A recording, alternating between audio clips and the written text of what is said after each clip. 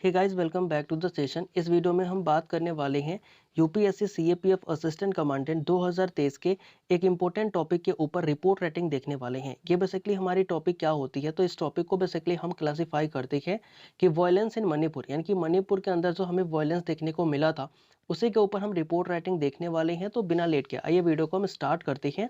सबसे पहले हमें रिपोर्ट राइटिंग के लिए अपने फॉर्मेट का इस्तेमाल करना होता है। फॉर्मेट के अंदर सबसे पहला जो काम हमें करना होता है वो ये है कि हमें अपने एक टाइटल को लिखना होता है। सो कि हमने टाइटल लिखा हुआ है कि मणिपुर इन वॉयलेंस, यानी कि मणिपुर के अंदर जो वॉयलेंस हो रहा है, तो उस चीज़ को हमने टाइटल लिखा। इसके बाद से हमने लिखा कि स्पेशल कोरेस्पोंडेंट, फिर हमने लिखा प्लेस और फिर हमने लिखा डेट। ये बेसिकली हमारी क्या होती है, राइट फॉर्मेट होती है। इस फॉर्मेट का इस्तेमाल करके हमें क्या होता है कि जो रिपोर्ट राइटिंग है वो लिखनी होती है। अगर मैं बात करूं तो इस फॉर्मेट के अलावा हमारा कंटेंट क्या हो सकता है, तो ऑन मई 4, यानी कि जो हमारी मई 4 थी, यानी कि 4 मई की बात है, the Manipur government took a serious step to address a situation of increasing ethnic violence. Ethnic violence का मतलब क्या होता है कि जो कम्युनल वायलेंस होते हैं, जिसमें जात पात को लेकर के क्या होती है, वायलेंस होती है। तो उस तरीके के वायलेंस को एड्रेस करने के लिए, उसे कम करने के लिए जो गवर्नमेंट है उसने एक सीरियस स्टेप, यानी कि एक सीरियस जो कदम है वो उठाया गया था। गवर्नमेंट ने क्या कहा था, तो they issued an order allowing security forces to shoot at sight in a extreme cases.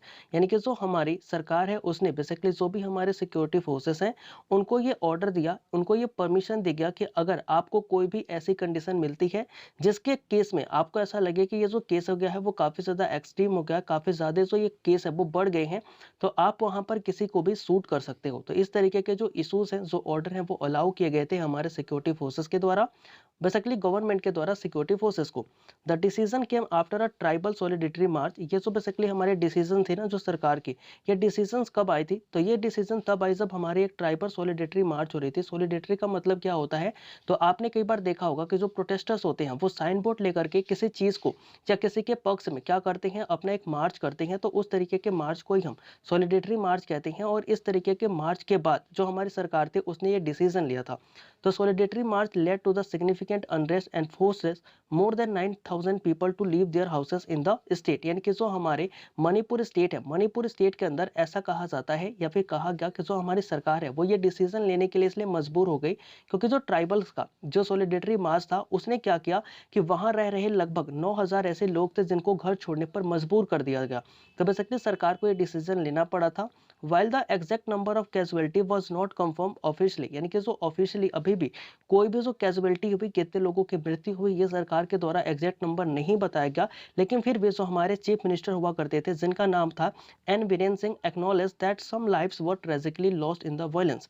तो जो भी हमारे मणिपुर के बोल सकते हैं कि चीफ मिनिस्टर साहब थे, उन्होंने ये कहा कि बेसिकली हमारे स्टेट के अंदर जो कुछ इंपॉर्टेंट लोग थे उनकी जो जानें हैं वो चली गई हैं, जो काफ़ी ज़्यादा इंपॉर्टेंट थे, जो ट्रेजिकली थे। तो कहीं ना कहीं हम कह सकते हैं कि जो एन बीरेन सिंह थे उन्होंने एक स्टेटमेंट दिया। हालांकि कोई ऑफिशियली स्टेटमेंट तो नहीं आई, लेकिन फिर भी एन बीरेन सिंह के द्वारा कहा गया कि हमारे शहर के अंदर, हमारे स्टेट के अंदर कई सारे लोगों की मृत्यु जो है वो हो गई है, जो कि हमारे शहर के लिए काफ़ी ज़्यादा इंपॉर्टेंट हुआ करते थे।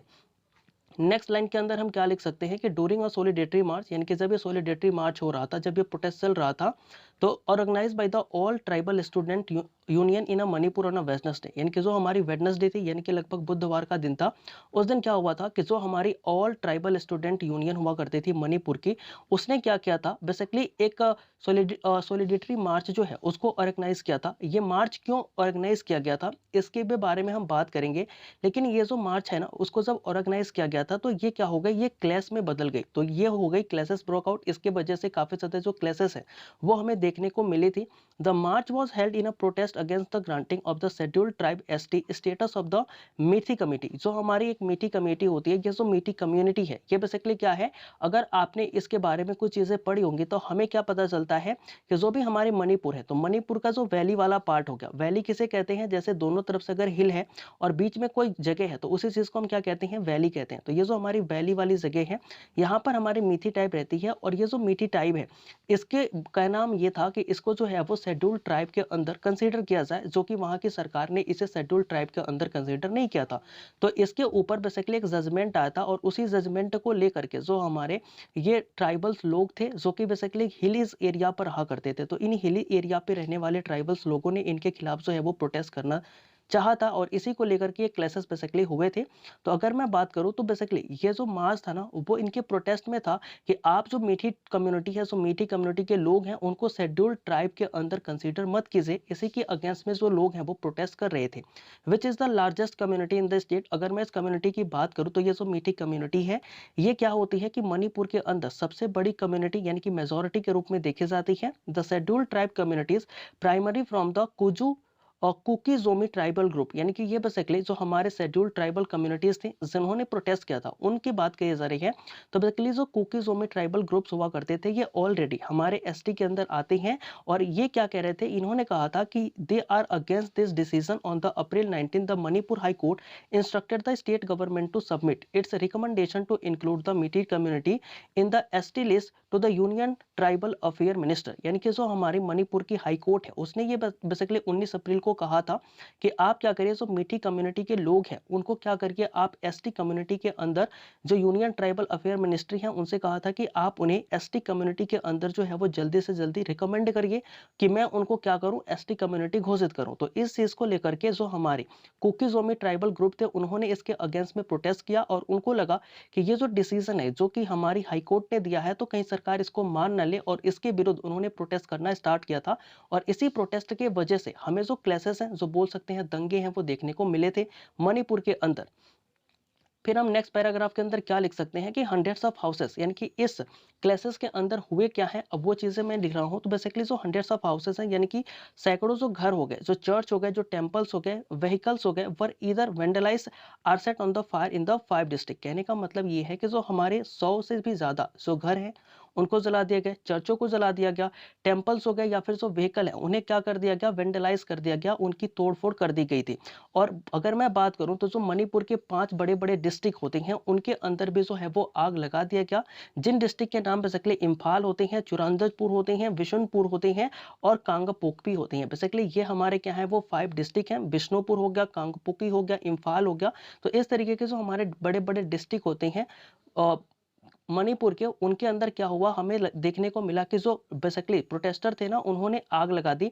एंड बेसिकली ये भी हमारी क्या है जो डिस्ट्रिक्ट है उसी का नाम है। फिर इसके अलावा क्या होता है कि one of the seriously injured individuals was Wenjuan Welty, a members of the Legislative Assembly, MLA of the Manipur and the former Minister of the Tribal Affairs। इसके अंदर क्या हुआ, जब ये आगजनी हो रही थी तो उस आगजनी के अंदर हमारे एक पर्सन थे जिनका नाम क्या था कि वंजुगिन वल्टे। ये बेसिकली क्या है, ये हमारे एक एमएलए थे, मेंबर ऑफ लेजिस्लेटिव असेंबली के एक मेंबर थे और ये बेसिकली मणिपुर के former minister of tribal affair भी रह चुके थे। इनको काफी सीरियस जो है वो इंजर्ड हो गए इस घटना के दौरान। अगर मैं बात करूं तो he was attack by a mob, इनको ऊपर जो है एक मॉब के द्वारा, एक गुस्साई भीड़ के द्वारा जो है वो अटैक किया गया एट हिज ऑफिशियल रेसिडेंस, जब वो अपने ऑफिशियल रेसिडेंस के अंदर थे इन द स्टेट कैपिटल, जब वो अपने स्टेट कैपिटल, जैसे मणिपुर की जो कैपिटल होती है वो इम्फाल होती है, तो ये इम्फाल के अंदर बेसिकली अपने ऑफिशियल रेसिडेंस के अंदर थे, तभी इनके ऊपर एक गुस्साई भीड़ के द्वारा अटैक किया गया and had to be admitted to the hospital. और इनको जो है वो काफी ज्यादा सीरियस इंजरी आई और इसके वजह से इनको जो है वो हॉस्पिटल के अंदर जो है वो एडमिट कर दिया गया।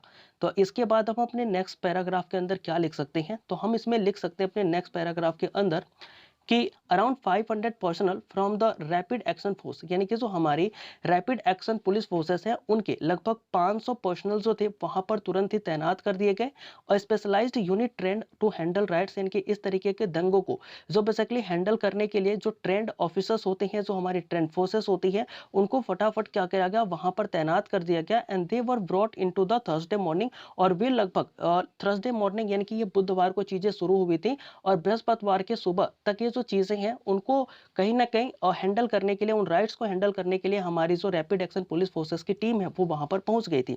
दे joined 55 units of the Indian army, Assam rifle जो कि एक पैरामिलिट्री फोर्सेस होती है, and the police to control the violence. यानी कि यहाँ पर क्या हुआ कि ये जो हमारी आरएपीएफ की टीम जो आई थी, रैपिड एक्शन पुलिस फोर्स की जो टीम आई थी, उन्होंने 55 यूनिट्स ऑफ इंडियन आर्मी से जाकर के बोल सकते एक तरीके से कंसाइनमेंट किया, उनके साथ जाकर के मिला। इसके बाद से क्या हुआ, वे असम राइफल जो कि एक पैरामिलिट्री फोर्सेस है इनसे सहायता ली और जो वहां की लोकल पुलिस है, यानी कि जो मणिपुर पुलिस है, उनकी सहायता से उस वायलेंस को कहीं ना कहीं वो कंट्रोल करने में सक्षम रहे। The combined forces successfully secured the Imphal Churachandpur road where much of the violence occurred, यानी कि ये जो हमारी बोल सकते हो कि कंबाइंड फोर्सेस हैं, जिसके अंदर आरएपीएफ यानी कि रैपिड एक्शन पुलिस फोर्स हो गई, इंडियन आर्मी हो गई, असम राइफल्स हो गया, या फिर जो मणिपुर के पुलिस हो गए, इनके सभी के बोल सकते हो कंबाइंड इफेक्ट से, यानी कि मिले जुले इफेक्ट से एक सक्सेसफुली बोल सकते हो कि जो राइट्स था उसको कहीं ना कहीं क्या किया गया, दबा दिया गया, सप्रेस कर दिया गया। और कहीं ना कहीं जो सबसे मोस्ट डिस्टर्बेंस एरिया था, जिसको हम इम्फाल चुरांदूपुर रोड बोलते हैं, उसे कहीं ना कहीं सिक्योर कर लिया गया। और इस वायलेंस के अंदर सबसे ज्यादा जो प्रभावित एरिया था वो यही था। तो कहीं ना कहीं ये हमारी रिपोर्ट आती है। आई होप ये रिपोर्ट जो है आपको समझ में आई होगी। अगर समझ में नहीं आई है तो कोई बात नहीं, आप क्या करिएगा कि इस पीडीएफ को डाउनलोड करके पढ़ लीजिएगा। ये जो पीडीएफ है वो हमारे टेलीग्राम ग्रुप पर मिल जाएगी। टेलीग्राम ग्रुप का जो लिंक है वो आपको डिस्क्रिप्शन में मिल जाएगा। आपने सेशन को यहाँ तक देखा, इसके लिए आपका काफी सारा धन्यवाद। अगर चैनल पे आप नए हो तो वीडियो को लाइक कर देना, शेयर कर देना, और दोस्तों को बोलना कि वो भी इसे सब्सक्राइब कर लें। तो मिलते हैं नेक्स्ट वीडियो में, तब तक के लिए जय हिंद।